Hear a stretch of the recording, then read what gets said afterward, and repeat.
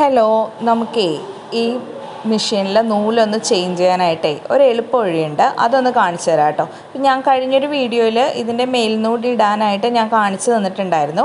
അപ്പോൾ അത് തുടക്കക്കാർക്കൊക്കെ ഇത്തിരി ബുദ്ധിമുട്ടായിരിക്കും അതൊന്ന് മനസ്സിലാക്കി എടുക്കാനായിട്ട്.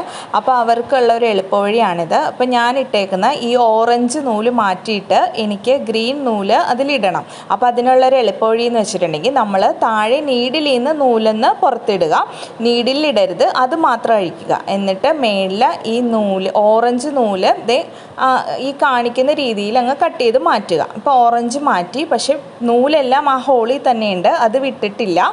എന്നിട്ട് ഗ്രീൻ നൂലിട്ടിട്ട് ഗ്രീൻ നൂലിൻ്റെ അറ്റം എടുത്ത് ഈ ഓറഞ്ചിൻ്റെ നൂലിൻ്റെ അറ്റത്തേക്ക് അങ്ങ് കെട്ടുക. ഒരു ചെറിയൊരു കെട്ടിട്ട് കൊടുക്കുക കേട്ടോ. ഇപ്പോൾ കഴിഞ്ഞു. ഇനി പതിയെ നമ്മൾ ഈ നൂല് താഴേന്ന് ഇങ്ങനെ വലിക്കുക. നീഡിലിൽ നിന്ന് വിടിയിപ്പിച്ച് ആ വശത്തു നിന്ന് വലിച്ചിട്ട് ഈ റൗണ്ടിൻ്റെ ഇവിടെ വരുമ്പോൾ ഒരു ഇത്തിരി സ്റ്റക്കാവും ആ കെട്ടൊന്ന് കയറാനായിട്ട്. അവിടെ നമ്മുടെ നഖം വെച്ചിട്ട് പതിയെ ഒന്ന് അകത്തി കൊടുത്താൽ ആ നൂല് നമ്മുടെ കയ്യിൽ വരും.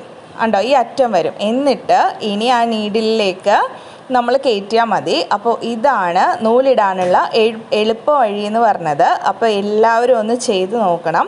ഇത് തുടക്കക്കാർക്ക് വേണ്ടിയാണ് കേട്ടോ പറഞ്ഞത്. അവർക്ക് നൂല് മാറ്റാനൊക്കെ ഇത്തിരി ബുദ്ധിമുട്ടായിരിക്കും. അപ്പോൾ ഈ രീതിയിൽ ചെയ്യുകയാണെങ്കിൽ അതിൻ്റെ ഹോളിൽ കൂടി ഒന്നും നമ്മൾ അഴിക്കണ്ട, ഇങ്ങനെ കയറ്റിയാൽ മതി. അപ്പോൾ എളുപ്പത്തിൽ നമുക്കിതൊന്ന് ചേഞ്ച് ചെയ്യാൻ പറ്റുമേ.